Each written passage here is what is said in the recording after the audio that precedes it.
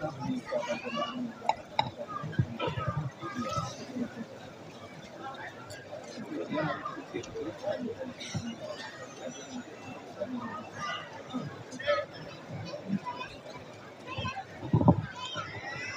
Bapak Ibu, para jamaah subuh gabungan jilid ketiga di kesempatan kali ini yang semoga Allah rahmati.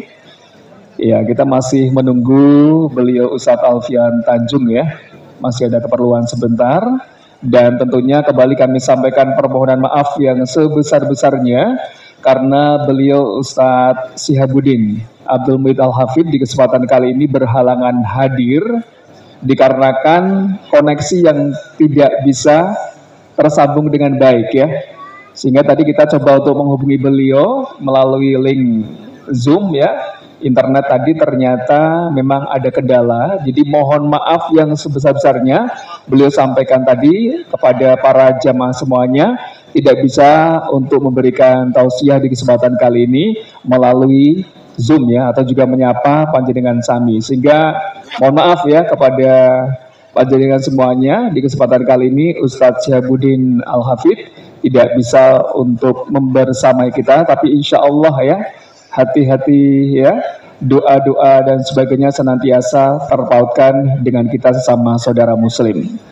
Baik Bapak Ibu yang semoga dirahmati Allah SWT, apakah pagi ini sudah pada sarapan belum Pak? Belum Pak ya, sama kalau belum sarapan kita semuanya ya.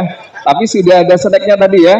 Jadi silakan bisa untuk mengganjal terlebih dahulu bagi Bapak Ibu yang sudah mendapatkan snack. Bagi yang belum mendapatkan, kok bisa belum mendapatkan? Ya barangkali tadi kemana dulu gitu ya.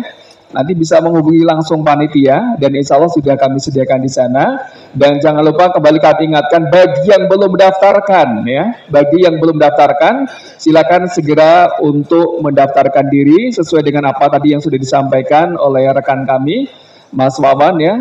Ada beberapa hal-hal yang perlu diperhatikan agar kemudian nanti nama Anda masuk ya menjadi bagian dari peserta kegiatan di kesempatan kali ini. Dan alhamdulillah beliau Ustadz Alfian Tanjung sudah hadir di tengah-tengah kita. Dan langsung saja sepenuhnya ya waktu dan tempat kami persilakan kepada beliau berdua. Ada Ustadz Alfian Tanjung dan kemudian juga ada Ustadz Nur Islam MPDI. Kepada beliau kami persilahkan. Fadhil.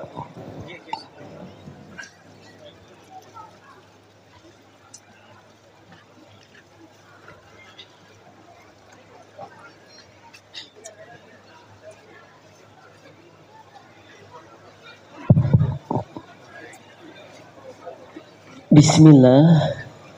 Assalamualaikum warahmatullahi wabarakatuh. Alhamdulillahirabbil alamin wal aqibatu al husna lil muttaqin wala udwana illa 'alal zalimin wansurna 'alal qaumil kafirin waktubna ma'as syahidin. Nusalli wa nusallimu ala habibinal karim sayyidil mursalin imamil muttaqin wa qaidil mujahidin Muhammadin sallallahu alaihi wasallam wa ala alihi wa ashabihi ajma'in wa man tabi'ahum bi ihsanin ila yaumiddin amma ba'd. Faqala Allah tabaraka wa ta'ala ba'da an a'udzu billahi minasyaitonir rajim. Ya ayyuhalladzina amanu ittaqullaha haqqa tuqatih wa la tamutunna illa wa antum muslimun.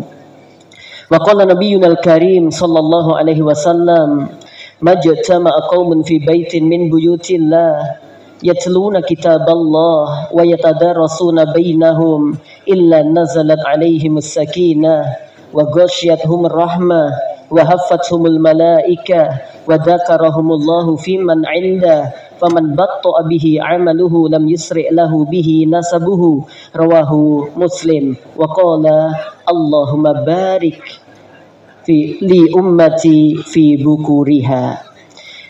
Para alim ulama yang kami muliakan karena Allah Subhanahu wa taala, wabil khusus Ustadz kami, Ustadz Afian Tanjung, hafidhahullah ta'ala, semoga Allah selalu menjaga beliau dan keluarga. Bapak Bupati Karanganyar atau yang mewakili, Bapak Kapolres Karanganyar atau yang mewakili, kemudian juga yang sama-sama kita hormati dari Ketua MUI Karanganyar, kemudian juga Forum Kerukunan Umat Beragama ya di Karanganyar. Di sini ada sesepuh-sesepuh kami, ada Kiai Haji Abdul Mu'id, juga ada Kiai Haji Dr. Badarudin, guru-guru kami, dan para asatid, hufat, Masya Allah yang kami tidak bisa menyebutkan satu persatu, dan yang kami cintai karena Allah, jamaah semuanya, wabil khusus ibu-ibu, Masya Allah. Sehat ibu-ibu? Nggak usah gini-gini jadi ketahuan nanti. Allahu Akbar.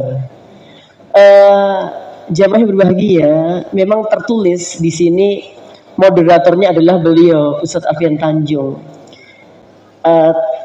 Tentu ini salah besar tulisan itu, karena beliau bukanlah moderator sesungguhnya, tapi beliau adalah provokator kebaikan.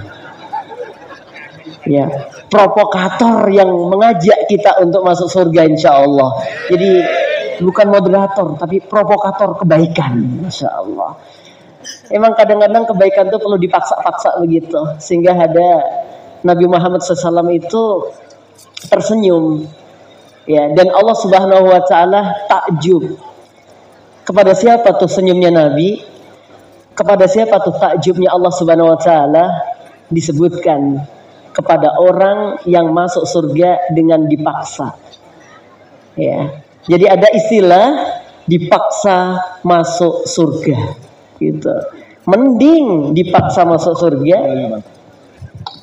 Bismillah. Ya, lebih mantap. Bismillah. Oke. Mending dipaksa masuk surga daripada rela masuk neraka gitu. Karena memang ada orang-orang yang dipaksa masuk surga. Kalau kita lihat penjelasan para ulama, ternyata mereka adalah orang-orang yang awalnya benci banget dengan Islam. Ya, karena Islam itu diopinikan teroris gitu. Islam itu diopinikan intoleransi dan intoleran dan seterusnya. Sehingga mereka mau mendekat kepada Islam itu males gitu. Tapi suatu ketika mereka orang-orang yang memerangi Islam itu terjadi peperangan dan akhirnya ditangkap tuh. Ketika dia ditangkap, kemudian diperlakukan indah sama kaum muslimin, dia terpaksa melihat kebaikan umat Islam. Karena dia terpaksa melihat, awalnya terpaksa, tapi lama-lama hatinya tersentuh. Lama-lama dia ternyuh, lama-lama dia jatuh untuk ikut ke dalam barisan kaum muslimin. Itulah gambaran orang yang awalnya benci Islam, kemudian dia cinta kepada Islam. Jamaah semuanya yang insya Allah dimuliakan oleh Allah Subhanahu Wa Taala. Sebelum kita akan melanjutkan tema kita di awal tahun baru 1445 Hijriah ini, momentum yang kita jadikan sebagai momentum persatuan umat. Tentu mohon maaf banget, harusnya beliau yang mengawali pembicaraan ini, tapi saya bilang enggak Ustadz ya. Jadi kalau antum nanti berbicara duluan, itu akan tertutup dengan kalimat-kalimat yang kurang baik dari saya gitu. Karena dari karakternya berbeda. Coba aja dari fotonya. Lihat aja dari fotonya ya. Kalau foto Ustadz Syihab itu Masya Allah keulamaannya kelihatan banget kan. Pakai Masya Allah ya, udeng-udeng. Apa udeng-udeng itu ya? Sorban Masya Allah ya. Semoga Allah mudahkan urusan beliau sedang di Yaman ya, yang seharusnya bersama kita semuanya. Kemudian kalau saya batik Nusantara banget gitu ya kan. Dan fakidu syai' la yu'tihi, nggak punya apa-apa, nggak bisa ngasih apa-apa. Kalau Ustadz Afian Tanjung kan Masya Allah begini nih. Dari fotonya itu menunjukkan beliau itu semangatnya luar biasa gitu loh ya. Jadi makanya di sini sesuai urutan foto ya, yang disampaikan izin pertama adalah Ustadz Syihab, kemudian yang menyampaikan saya, nah baru nanti akhirnya yang semangat begitu. Gitu Ustadz ya. Oke. Karena nanti kalau yang akhirnya saya pulangnya klem gitu, Ustaz. Ya, jadi bawaannya beda ya. Makanya ini saya biasanya kolaborasi itu yang sama-sama nadanya agak slow, rendah gitu. Nah, ini dengan beliau ini jamaah. Udah pokoknya saya di sini sebagai pupuk bawang. Apa itu pupuk bawang itu ya? Ya, pokoknya untuk menyemarakkan, ikut terlibat dalam kebaikan sekalipun kita tidak bisa memberikan sesuatu, tapi kehadiran kita adalah keberkahan insyaallah. Maka ada istilah faqidu syai' la yu'tihi. Orang yang nggak punya apa-apa, dia nggak bisa ngasih apa-apa. Oke, jamaah berbahagia yang insyaallah dimuliakan oleh Allah Tabaraka wa Ta'ala. Pada kesempatan yang baik ini, momentum yang baik ini, kita sejenak menapak tilas bagaimana tahun Hijriah ini ditentukan. Kita melihat di dalam tarikh bagaimana Abu Musa al-Asy'ari pernah menyampaikan kepada Umar bin Khattab radhiyallahu ta'ala anhu kesulitan untuk mengadakan pembukuan surat-surat yang masuk ke pemerintahan pada waktu itu. Karena kesulitan sehingga harus ditentukan yaitu tahun Hijriah. Penentuannya seperti apa? Karena di masa lalu, jemaah berbahagia, penentuan itu berdasarkan titi mongso. Ustaz tahu titi mongso, Ustaz? Ya. Apa titi mongso itu ya? Wayai gitu. Paham ya Ustaz ya? Wayai gitu loh ya. Jadi penentuan dari waktu-waktu itu berdasarkan kejadian-kejadian yang ada pada waktu itu. Misalkan ada Sailul Aram, jebolnya bendungan begitu. Kapan lahirmu? Dua waktu setelah bendungan jebol gitu. Kemudian ada juga kapan lahirnya Nabi Muhammad SAW. Kalau kita lihat dalam miladiahnya 571 gitu. Ya, tapi lebih dikenal dengan tahun gajahnya. Ya kenapa? Karena waktu beliau lahir di situ ada kejadian yang luar biasa. Ya ada gajah, pasukan bergajah yang dipimpin oleh Abroha untuk nyerang Ka'bah. Kalau diajak menjauh, gajahnya mau. Kalau diajak nyerang Ka'bah, gajahnya duduk. Sehingga ada istilah sarung gajah duduk. Ya. Jangan berbahagia, insyaallah dimuliakan oleh Allah Ta'ala. Banyak kejadian-kejadian besar pada waktu itu dijadikan penentuan tahun. Nah, akhirnya ditetapkanlah di dalam syariat kita, di dalam syariat Islam, ya di masanya Umar bin Khattab radhiyallahu ta'ala anhu, yang bertepatan dengan pada waktu 622 ya Masehi, kemudian ditetapkan. Dapat cara penetapannya apa? Hijrahnya Nabi Muhammad SAW. Kenapa? Karena al-hijratu faraqat bainal haqqi wal batil fa'arrihu biha. Ya. Jadi hijrah itu yang memisahkan. Al-hijratu farraqat bainal haqqi wal batil, yang memisahkan antara perkara yang hak dan kebatilan. Maka fa'arikhu biha, tetapkanlah penetapan tahun Hijriah itu berdasarkan hijrah. Kalau kita lihat dari beberapa literatur, sempat terjadi perbedaan para ulama pada waktu itu. Mau diawali kapan tahun Hijriah itu jamaah? Ada yang berpendapat Ramadan saja, karena Ramadan kita habis puasa, habis sedekah, habis zakat. Kalau menetapkan tahun Hijriah maka bakal cakep banget. Rabiul Awal saja, karena ada kata-kata awalnya untuk memulai kalimat enak, Rabiul Awal. Tapi kemudian di situ ditarik hijrah itu kapan, perjanjian itu kapan, persiapan itu kapan. Ternyata persiapan dimulai tanggal 15 Dzulhijjah. Dan Dzulhijjah adalah waktu di mana kaum muslimin melaksanakan ibadah haji. Jadi dalam keadaan hatinya suci, pikirannya baik, dan kemudian hijrah itu pun juga tidak jauh dari Dzulhijjah dan Muharram. Akhirnya ditetapkanlah bulan Muharram sebagai awal tahun Hijriah. Jamaah berbahagia yang insyaallah dimuliakan oleh Allah Tabaraka wa Ta'ala. Maka mari semangat tahun Hijriah ini kita jadikan sebagai semangat perubahan pada diri kita. Dan sebenarnya jamaah, kalau kita lihat dari dekatnya kaum muslimin khususnya di tanah Jawa, dari urusan hitung-hitungan waktu, itu dengan Islam itu sangat dekat banget. Ketika Allah katakan, "Inna iddatash syuhuri indallahi 12 syahra fi kitabillah yauma khalaqas samawati wal ard minha arba'atun hurum. Dzalika ad-dinul qayyim fala tatlimu fihinna anfusakum." Ila akhir ayat. Jemaah, di dalam surah At-Taubah ini Allah Tabaraka wa Ta'ala menjelaskan kepada kita bahwa hitungan bulan itu ada 12 dan udah ditetapkan oleh Allah Tabaraka wa Ta'ala sejak penciptaan langit dan bumi. Dari 12 bulan yang ada 4 bulan yang hurum, yang dimuliakan. Dzulqa'dah, Dzulhijjah, Muharram dan Rajab. Dan ini berarti kita berada di bulan yang suci. Maka kaidahnya fala tatlimu fihinna anfusakum. Jangan berbuat zalim, jangan mendolimi diri kalian. Tingkatkan kebaikan-kebaikan. Nah, saya ingin mendekatkan dulu nih hitung-hitungan waktu Islam dengan hitung-hitungan waktu yang ada di negara kita, khususnya di tanah Jawa nih. Ustaz Alfian tahu bahasa Jawa dikit-dikit ya? Panjenengan ngertas nggih sekedik nggih? Nggih. Saya ini kalau ketemu beliau ini Masya Allah, bainas sama was-sumursat. Bainas sama was-sumursat gitu ya. Antara langit dan apa? Oke, next. Jangan berbahagia. Coba nih. Muharram ini dalam Arabnya. Jawanya apa? Surah kan? Nah, surah ini sebenarnya bukan nggak ada kaitannya dengan Muharram, karena di dalam bulan Muharram yang mulia ini di situ ada ibadah, salah satu ibadah yang sangat kita tunggu-tunggu, yaitu ibadah puasa di tanggal 10 bahasa Arabnya ada Ashrah, nama puasanya namanya Asyura dan gampang surah.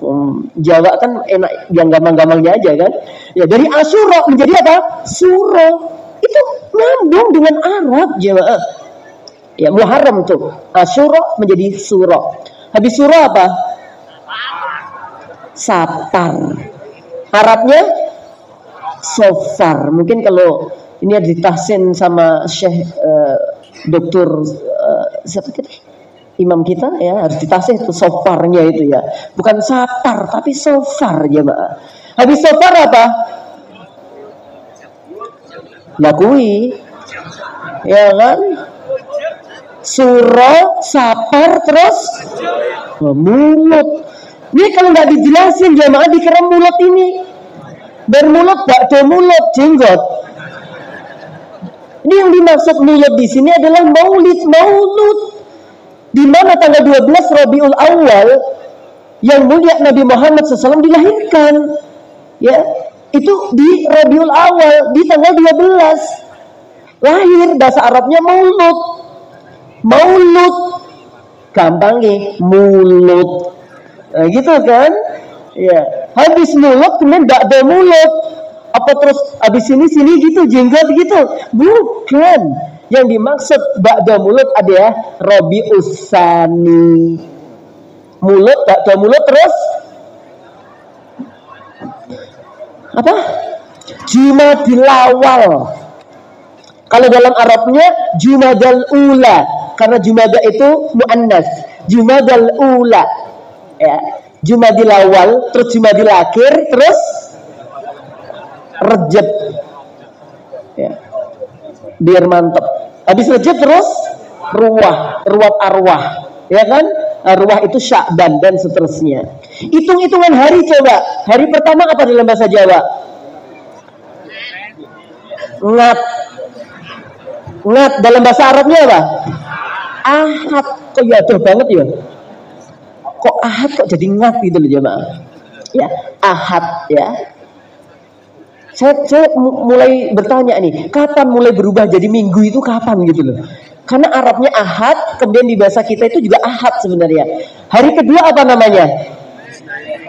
Senin. Dari bahasa Arab apa? Isnin, 2, kemudian Senin. Kemudian Selasa, hari ketiga. Dalam bahasa kita apa? Selasa. Nyambung jamaah. Al-Arbi'a, dalam bahasa kita apa? Rebu. Nyambung jamaah. Khamis, dalam bahasa kita apa? Kemis. Jumu'ah dalam bahasa kita apa? Jemah. Jemah ya, jemah pon, jemah kliwon. Kemudian as-sabtu menjadi Sabtu. As-sabtu menjadi Sabtu. Coba, lah minggunya itu munculnya mulai kapan Ustaz ya? Nah itu dia. Harusnya itu Ahad, Al-Isnaini, As-Sulasa. Ya wis lah, ngat, Senin, Selasa, Rabu, Kamis, Jumat, Sabtu. Itu loh jamaah. Sebenarnya Islam dengan kita semuanya itu menyatu. Saya hanya ingin mengatakan bahwa sebenarnya Masya Allah, kadang-kadang kan ada orang yang keras banget tuh. Nggak usah diarab-arabin, ngapa sih gitu. Nah Senin, Selasa, Rabu, Kamis itu juga bahasa Arab jamaah. Kadang-kadang ada orang anti dengan yang Arab-Arab itu anti banget. Astagfirullah. Oke jamaah, ya. Di sini kita udah dapet ya poin bahwa ternyata kita kaum muslimin dengan penanggalan Islam dan penetapan tahun Hijriah itu deket banget. Ya, nggak jauh, apalagi kalau kita bicara tentang keratoran Yogyakarta, nyambung jamaah. Ketika dimudahkan oleh Allah untuk berkunjung ke Turki, ada tuh hadiah-hadiah dari Kasunanan yang ada di Yogyakarta sampai di Turki itu ada keris-keris tuh banyak banget. Ya tapi kan banyak orang bilang oh keris sirek, keris ada jinnya ya, itu mah hal lain ya mah. Keris itu bagus, senjata khas Indonesia pada waktu itu. Oke. Nah, momentum ini ayo jamaah kita hijrah. Hijrah setidaknya kalau saya rangkum dari beberapa bacaan, gampangnya hijrah itu ada 4. Ya hijrah yang artinya pindah, tapi sekarang pindah secara umum. Pemain Persiba pindah ke Persija disebut hijrah. Ya kan, oh hijrah dari mana? Persebaya pindah ke Persija itu juga hijrah. Jadi kata-kata hijrah itu sudah menjadi kalimat umum yang artinya pindah. Oke. Disampaikan bahwa hijrah adalah pindah, tentu kita punya makna substansi yang tinggi. Hijrahnya dari sesuatu yang jelek kepada yang baik. Maka di situ ada namanya hijratun niyah. Ya, hijrah niat. Kalau kita awalnya banyak melakukan amalan-amalan yang niatnya itu bukan karena Allah, bukan karena kebaikan, mulai dihijrahkan. Ya, misalkan ada tuh, ya, karena dia itu jatuh cinta sama seorang laki-laki, ya kemudian si laki-laki itu karena dia suka baca Quran, ya kemudian pakaiannya Islami, kemudian yang jatuh cinta sama dia itu biasanya menyesuaikan diri. Dia tuh senangnya yang kayak apa sih? Oh, yang pakai jilbab kayak begini, kemudian dan seterusnya. Ketika dia nggak mendapatkan cinta dari siapa yang dicintai, akhirnya dia futur. Ya, dia futur. Dia nggak move on lagi. Dia malas. Akhirnya kadang-kadang dia copot jilbabnya, dia copot hijabnya. Kenapa? Karena niatnya tidak benar. Tetapi jamaah berbahagia, walaupun kadang ada niat yang nggak benar, ya, tapi karena kita pekewoh suatu hal, lakukan, kemudian perbaiki niat. Insya Allah akan selamat. Misalkan ada orang pengajian, ada orang datang pengajian itu dalam rangka untuk mencari kesalahan-kesalahan ustadz misalkan. Nanti kalau kepleset kalimatnya, tak tulis. Nanti kalau ada salahnya, tak sampaikan misalkan. Hal yang demikian, tapi ketika dia datang dan mengajar, Masya Allah, ternyata kemudian melalui datangnya dia mendapatkan petunjuk dari Allah Subhanahu wa Ta'ala. Hijrah niat, innamal a'malu binniyat. Saat ini waktunya sampai berapa pembagiannya? 15 menit lagi. 15 menit lagi Ustaz. Ini baru mukadimah Ustaz. Ya Allah, ibu-ibu, mana ibu-ibu nih? Ibu-ibu. Masya Allah, ibu. Oke, jangan berbahagia. Yang kedua, ada yang namanya hijrah amaliyat. Hijrah perbuatan-perbuatan. Sungguh jamaah, saya tidak anti budaya. Saya tidak anti budaya. Selama budaya itu baik, kita angkat. Bahkan ada dalam istilah fikih, wal adatu muhakkamatun. Adat istiadat itu, uruf kebiasaan masyarakat itu kadang-kadang bisa menjadi hukum. Ya, kadang-kadang bisa menjadi hukum selama tidak bertolak belakang dengan syariat. Ya, tetapi kalau ada amalan-amalan yang memang tidak sesuai dengan syariat, ya kita harus menangkan syariat kita jemaah. Contoh nih, ada orang yang dalam amalannya dia buang-buang makan sembarangan, dia buang nasi sembarangan. Allah katakan wala tubadzir tabdzira dan seterusnya. Maka hilangkan amalan-amalan yang mubazir itu. Walaupun awalnya niatnya sedekah, tapi kenapa dibuang di jalanan? Kenapa dibuang di perempatan? Kenapa dibuang di jembatan? Harus hijrah. Pahami dengan baik-baik. Ibu-ibu, iya ya. Kalau ngelahirin anak, terus di depan rumah itu dikasih kayak apa itu ari-ari, ditanam di situ ya. Oke, saya mau tanya, saya jujur tanya aja.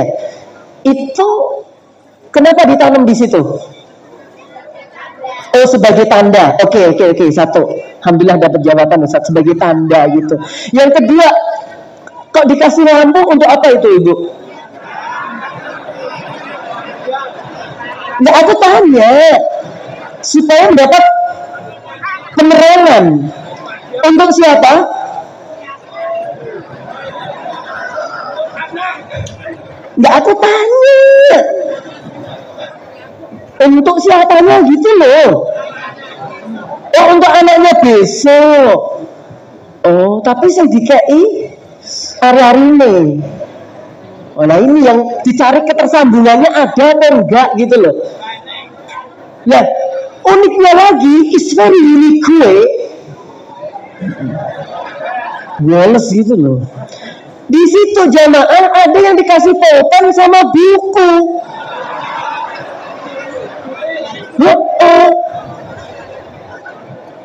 Aku tuh cuman tanya, cuman kaget aja gitu loh. Kenapa kok nggak dikasih laptop sama HP? Berdasarkan zaman sekarang gitu loh. Nah, maksud saya, oke deh. Saya ini sebenarnya saya tadi bilang ke Ustadz juga, saya ini agak ngantuk dikit sebenarnya karena baru lahiran, istri baru lahiran, ya. Dan saya alhamdulillah suami setia Ustadz. Saya mendampingi mulai sampai gitu, dari sampai alhamdulillah saya dampingi. Anak keberapa? Sementara ke-6 Ustadz. Udah pertanyaan di situ, nggak boleh merembet kemana-mana. Ini live Ustadz, istriku bisa saja lihat di rumah Ustadz. Udah. Ya jaga saya Ustaz ya. Udah.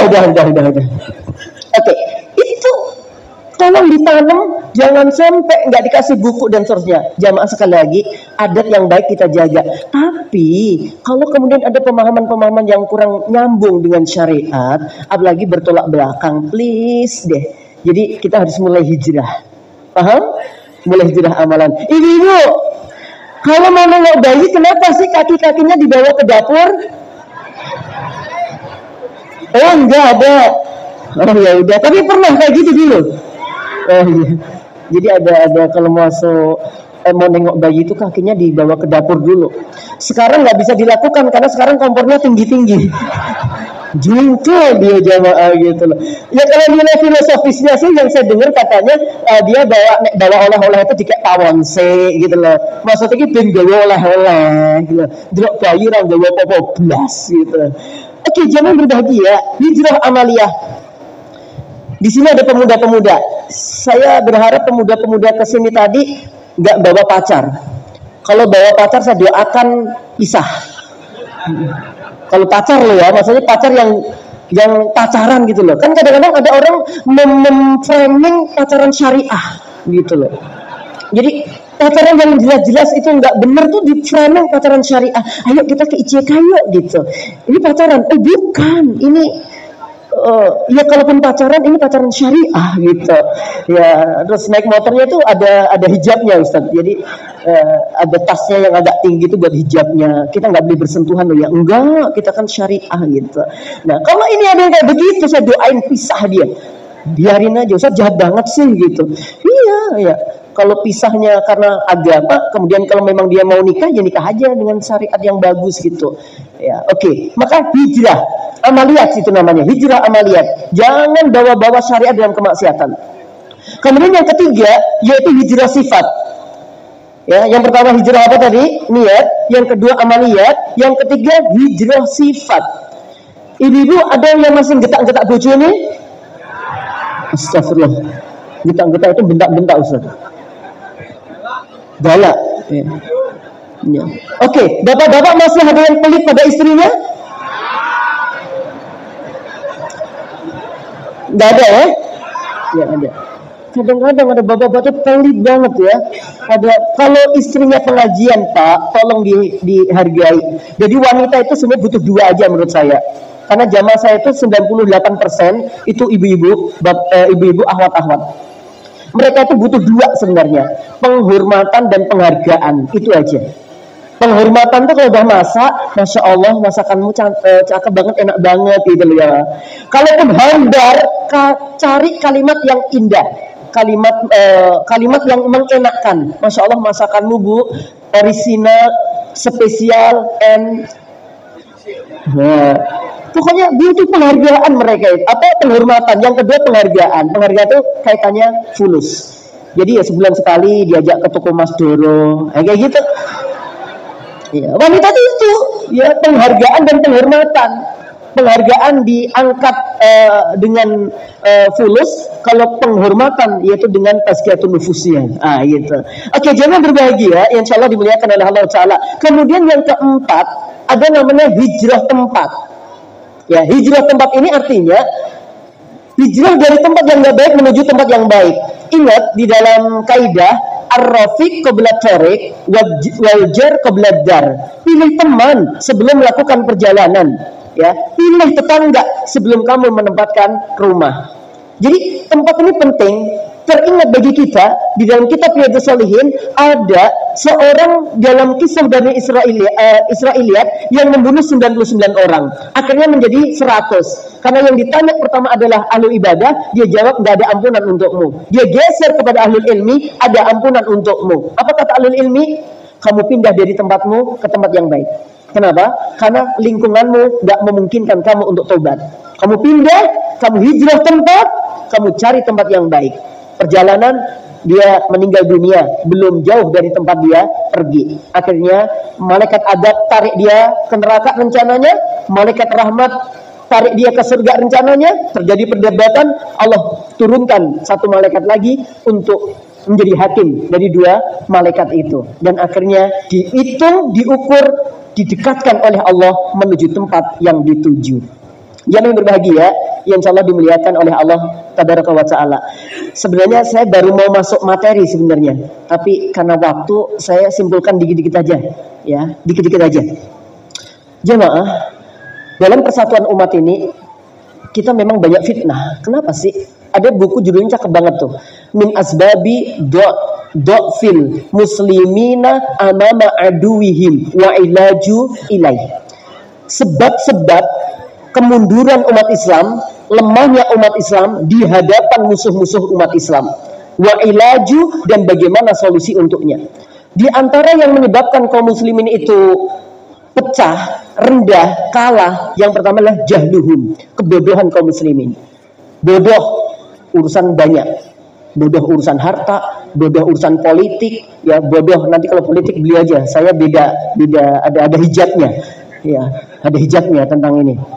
Ya, jadi kan Nabi SAW katakan tuh, ya, bahwa al-mu'minu al-qawiyyu khairun wa ahabbu ilallahi minal mu'minid dhaif. Muslim yang kuat itu lebih baik dan lebih dicintai oleh Allah Tabaraka wa Ta'ala minal mu'minid dhaif. Coba bagaimana musuh-musuh Islam mengajak menafsirkan zuhud itu adalah meninggalkan dunia. Jadi ustadz nggak boleh kaya, kaum muslimin nggak boleh kaya. Kenapa? Karena kekayaannya dia itu dianggap hubbud dunia.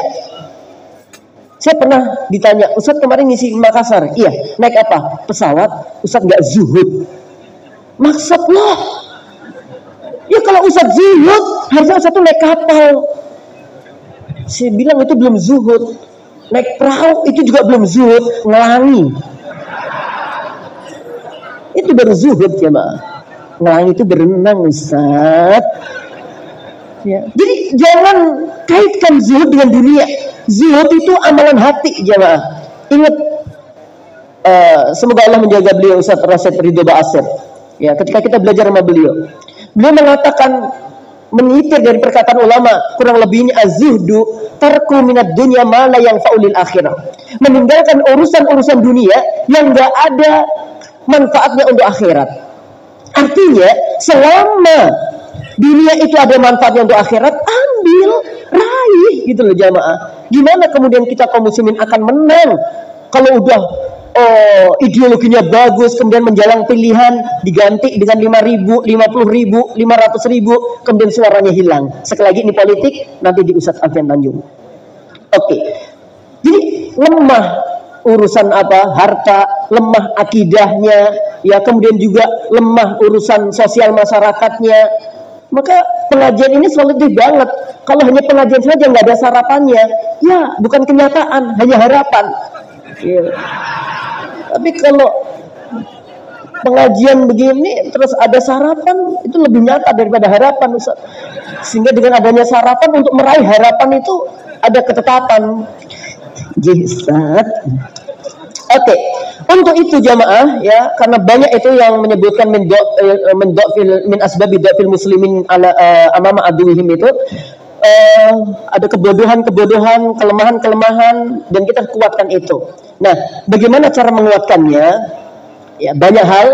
Yang pertama, ayo kita sering untuk selalu memperbaiki iman. Ya, akidah ini berarti. Pada ranah akidah, ayo sering dan selalu perbaiki. Nabi Muhammad SAW mengatakan, jadidu imanakum. Para sahabat bertanya, kaifa nujaddidu imanana ya Rasulullah? Qal fa'aksir biqauli la ilaha illallah.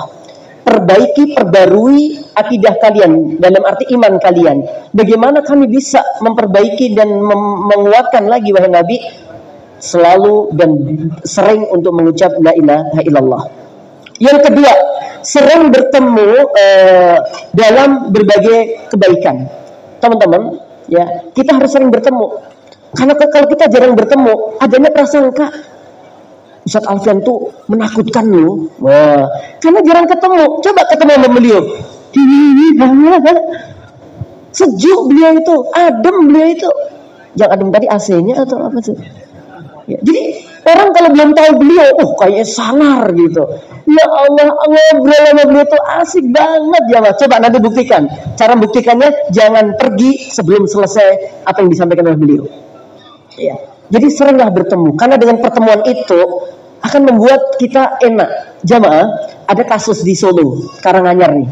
Ada orang jelek-jelekan salah satu ustadz. Kemudian si ustadz itu tabayun ke orang yang jelek-jelekan itu. Yang jelek-jelekan ditanya, kamu pendapatmu dengan ustadz A ini bagaimana? Dia itu ustadz nggak jelas, ghairu gunah. Kan ada ghairu gunah, nggak genah dan seterusnya. Padahal jamaah yang datang ini ustadz itu jenengan udah tahu ustadznya, tahu banget gitu. Kalau misalkan jenengan papasan di jalan dengan ustadz itu, apa lo orangnya? Tahu banget. Pemahamannya itu nggak bener gitu. Padahal yang tanya itu ini. Habis itu yang kamu maksud itu aku, langsung maklekep. Jamaah yang berbahagia, coba deh sering ketemu kayak begini, asik kok. Ya, Ustadz Nur Islam. Kalau saya kan gaulnya Ustadz Nuris ya Bu ya. Ya, Ustadz Nuris manis gitu. Kalau gaulnya lagi Ustadz Nuris skincare. Ya, itu gaulnya saya gitu. Tapi di depan beliau saya nggak berani. Kemudian yang ketiga, saling menolong. Ya, ayo. Ya. Kemudian yang keempat, saling berlapang dada. Saling memaafkan. Kalau ada salah, jangan tiba-tiba tahdir. Kayak nggak baik, nggak usah diajar aja. Jangan kayak gitu. Gimana umat mau bersatu? Kalau memang ada salah, nasihati dong. Ingat nih, ada doa yang disampaikan oleh Nabi Muhammad SAW ketika di Taif. Allahumma ghafir li qaumi fa innahum la ya'lamun. Rawahu Bukhari. Ya Allah, ampuni umatku, maka sesungguhnya dia tidak mengetahui. Nah, Imam Ibnu Qayyim Al-Jauziyah di dalam kitab Fawaidul Fawaid, dia mengatakan apa yang dimaksud dengan Allah maghfir liqaumi fa innahum la ya'lamun. Ya Allah, berikanlah ampunan kepada umatku karena sebenarnya dia nggak tahu. Ada 4 hal yang beliau katakan. Yang pertama, afwuhu anhum. Kita memaafkan saudara kita jika ada salah. Yang kedua, istighfaru lahum, mohonkan ampun kepada Allah jika ada saudara kita yang dia salah bermaksiat. Bukan ditinggalkan, bukan dihancurkan, tapi mohonkan ampun kepada Allah. Yang ketiga, iktidaruhu anhum bi annahum la ya'lamun. Berikan udzur. Jangan-jangan kenapa ya teman kita melakukan maksiat? Oh, jangan-jangan dia belum paham. Ada kalimat itu. Dan yang terakhir, istitafuhu lahum bi idofati ilaihi. Tetap berbuat yang latif, yang lembut kepadanya. Kalau dia ada salah, diingatkan. Terakhir, ya jamaah Allah dimuliakan oleh Allah Ta'ala. Ternyata kita butuh 1 hari Ustaz untuk duet ini Ustaz. Nggak cukup ternyata Ustaz. Ingat Nabi Muhammad SAW bersabda mengakhiri ceramah saya, la tahasadu, jangan kalian saling hasad. Nabi juga melanjutkan, wala tabaghadu, diawali la tahasadu wala tanajasu, ya, jangan saling hasad. Kemudian jangan menjadi entul tahu ya Bapak Ibu ya, wala tanajasu, jadi entul kalau jual beli dia nggak benar. Kemudian wala tabaghadu, jangan saling membenci. Kemudian wala tadabaru, jangan saling membelakangi. Allah sebutkan di sini bahwa Nabi Muhammad SAW menjelaskan bahwa keutuhan kaum muslimin itu perlu dijaga. Wala yabi'u ba'dukum ala bai'i ba'd, jangan membeli ketika sudah ditawar orang lain. Ini Masya Allah dalam syariat kita. Wa kunu ibadallahi ikhwana, dan jadilah kalian umat Islam yang bersaudara, yang bersatu. Masya Allah, indah sekali. Al-muslim akhul muslim, muslim yang satu dengan yang lainnya adalah bersaudara. Fala tatlimuhu, jangan berbuat dolim. Fala yahduluhu, jangan merendahkan. Wala yahkiruhu, juga jangan menghinakan. Masya Allah. Maka untuk itu jamaah berbahagia, karena keterbatasan waktu mohon maaf sekali. Ayo kita satukan langkah ya dalam momentum hijrah ini untuk meninggikan kalimat Allah, yaitu la ilaha illallah. Gempuran-gempuran dahsyat insya Allah sebentar lagi akan kita dengarkan dari Ustadz Alfian Tanjung. Ya, kepadanya dipersilahkan. Moderatornya jadi saya nih Ustadz.